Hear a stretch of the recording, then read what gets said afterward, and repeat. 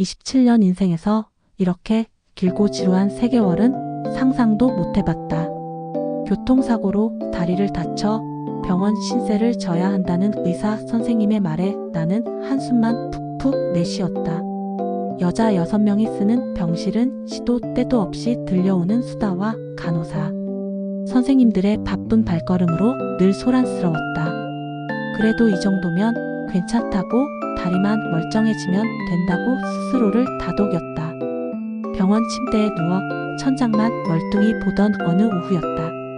환자분, 오늘부터 같이 생활하실 김현우 씨입니다. 간호사 선생님의 말에 병실 앞 모두의 시선이 한 곳으로 향했다. 여초 병실의 남자가? 다들 어리둥절한 표정을 숨기지 못했다.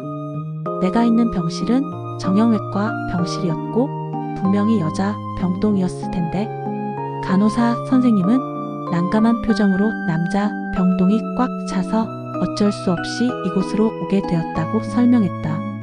그리고 김현우 씨가 배정받은 곳은 하필이면 내 옆자리였다. 문틈으로 들어선 남자는 키가 훤칠하고 어깨가 넓었다.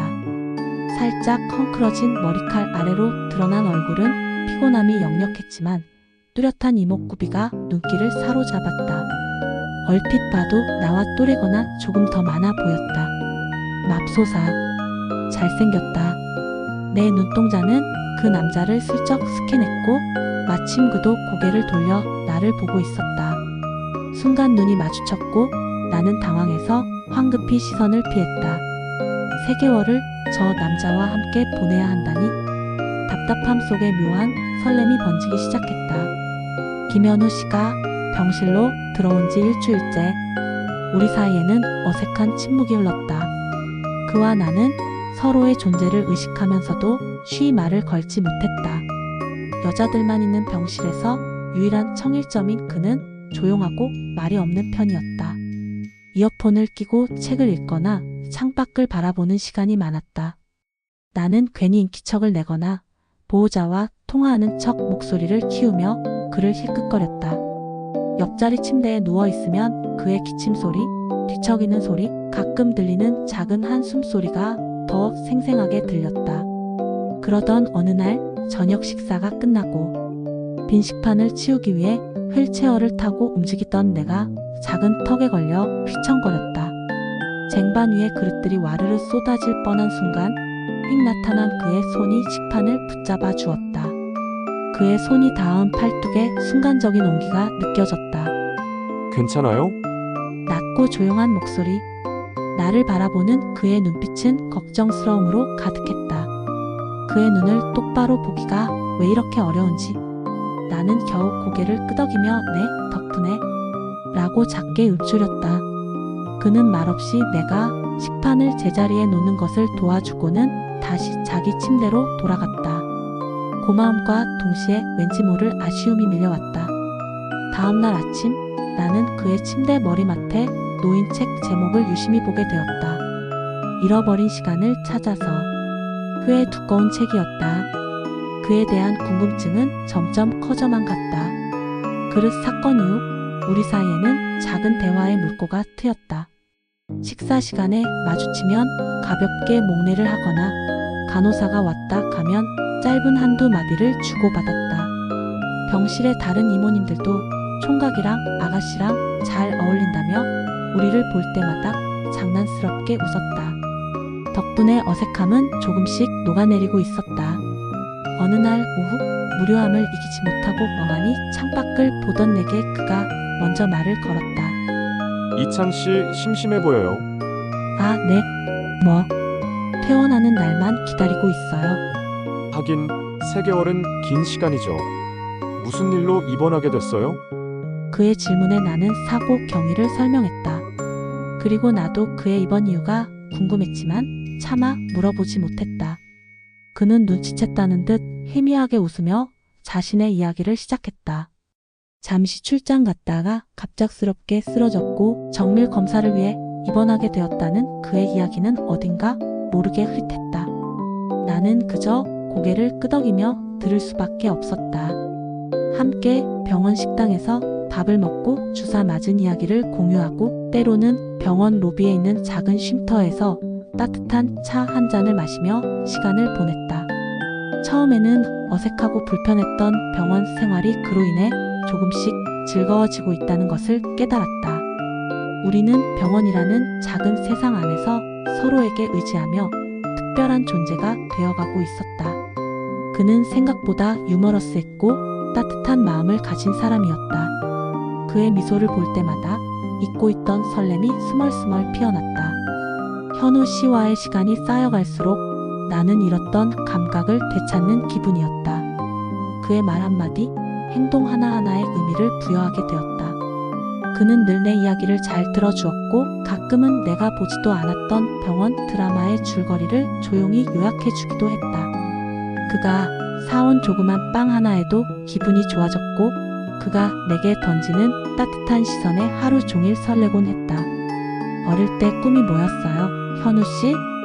어느 날 밤 모두가 잠든 고요한 병실에서 우리는 속삭이듯 대화를 나누었다. 밤의 병실은 낮과는 또 다른 아늑함을 선사했다.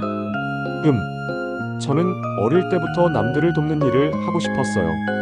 지금도 비슷한 일을 하고 있지만요. 그의 목소리에는 왠지 모를 쓸쓸함이 배어있는 듯했다. 나는 나의 어릴 적 꿈, 그리고 현실의 무게에 짓눌려 잊고 지냈던 많은 것들을 이야기했다. 그는 말없이 내 이야기를 들어주었고 가끔은 가만히 손을 잡고 위로해 주었다. 그의 따뜻한 손길에 내 마음은 이상하게 편안해졌다. 문득 내가 얼마나 외로웠는지 깨달았다. 그리고 현우 씨가 그 외로움을 채워주고 있다는 것도. 우리는 마치 오래된 연인처럼 서로에게 익숙해졌다. 그의 병실에 다른 여자 환자들이 있으면 괜히 질투심이 들었고 그가 잠시 병실을 비우면 허전함을 느꼈다. 27살, 내가 다시 이렇게 누군가를 만나 설레게 될 줄은 몰랐다. 현우 씨는 내 마음속 깊이 잠자고 있던 사랑이라는 감정을 깨웠다. 이번 2개월째 병원 생활에 조금 익숙해질 무렵 담당 주치의에게 외출 허락을 받아낼 수 있었다. 현우 씨도 비슷한 시기에 허락을 받았다. 우리는 망설임 없이 함께 병원 밖으로 나가기로 했다. 병원 담벼락 밖으로 발걸음을 옮기는 순간 마치 자유를 찾은 아이들처럼 설레고 들떴다. 평범한 일상이 이렇게 소중할 수 있다니. 우리는 병원 근처 작은 카페에 앉아 따뜻한 라떼를 마셨다. 창밖으로 보이는 푸른 하늘과 활기찬 도시 풍경은 병실에서 보던 것과는 완전히 달랐다. 우리는 마주보며 웃었다. 사소한 이야기에도 웃음꽃이 피어났다. 여기 오니 정말 살 것 같아요. 내가 말했다. 그렇죠? 이창 씨랑 함께라서 더 좋네요. 현우 씨가 말했다. 그의 말 한마디에 내 심장은 다시 한번 쿵하고 내려앉았다. 카페를 나와 우리는 한적한 공원을 산책했다. 노을 지는 강가에 나란히 앉아 서로의 어깨에 기댔다. 따뜻한 바람이 불어와 머리카락을 흩날렸다. 이대로 시간이 멈췄으면 좋겠다고 생각했다. 그의 옆에 앉아 있으면 세상 모든 걱정이 사라지는 것 같았다. 우리는 자연스럽게 손을 잡았고 그의 손은 따뜻하고 믿음직스러웠다. 나는 확신했다. 이 남자를 사랑하고 있다고. 우리의 미래는 눈부실 것이라고. 그때까지는 아무것도 모르고 있었다. 이 짧은 행복 뒤에 드리워질 거대한 그림자를. 현우 씨와의 병원 밖 데이트는 우리 관계의 전환점이 되었다. 병실로 돌아온 후 우리는 자연스럽게 서로에게 더욱 깊이 다가섰다. 밤마다 나누는 속삭임은 더욱 애틋해졌고 우리는 서로의 손을 잡거나 머리를 쓰다듬으며 사랑을 확인했다. 나는 퇴원 후에 우리의 모습을 상상하며 행복한 나날을 보냈다. 함께 여행을 가고 맛있는 음식을 먹고 평범하지만 소중한 일상을 공유하는 꿈을 꿨다. 하지만 행복의 그림자는 서서히 드리워지고 있었다. 어느 날부터 현우 씨는 부쩍 피곤해 보였다.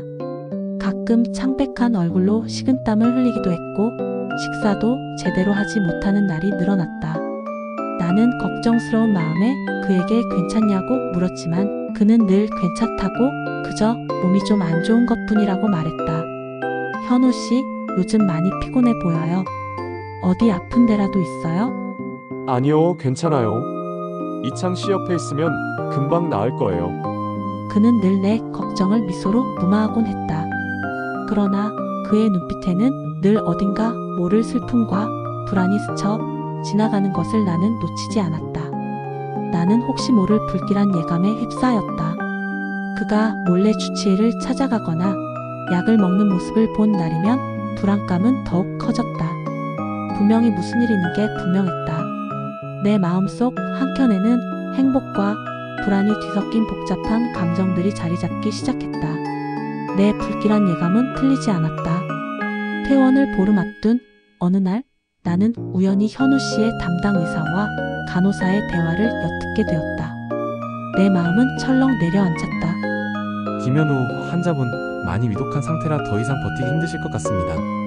본인도 알고 계시지만 이어서 들려오는 간호사의 안타까운 한숨 소리. 내 손에서 떨어뜨린 물컵이 바닥에 부딪히며 깨지는 소리가 병실 복도에 크게 울렸다. 그 소리에 의사와 간호사는 당황한 얼굴로 나를 돌아봤고 그들 너머로 침대에 앉아있던 현우 씨의 얼굴이 새하얗게 질려 있었다. 그제야 모든 퍼즐 조각이 맞춰졌다. 그의 말없는 미소 뒤에 숨겨진 슬픔, 피곤한 얼굴, 그리고 나의 질문에 늘 모호하게 답했던 그의 태도. 그는 시한부였다. 처음부터 내 눈에서 뜨거운 눈물이 쏟아져 내렸다. 나는 무너져 내리는 다리를 붙잡고 현우 씨에게 달려갔다. 현우 씨, 이게 무슨 말이에요? 왜 나한테 말 안 했어요? 나는 울부짖듯 물었다. 현우 씨는 내 손을 잡고 눈물을 글썽였다. 그의 눈에도 슬픔과 미안함이 가득했다. 미안해요, 이창 씨. 당신에게 아픔을 주고 싶지 않았어요. 짧은 시간이라도 당신 옆에서 웃게 해주고 싶었어요. 그의 고백에 내 세상은 산산조각이 났다.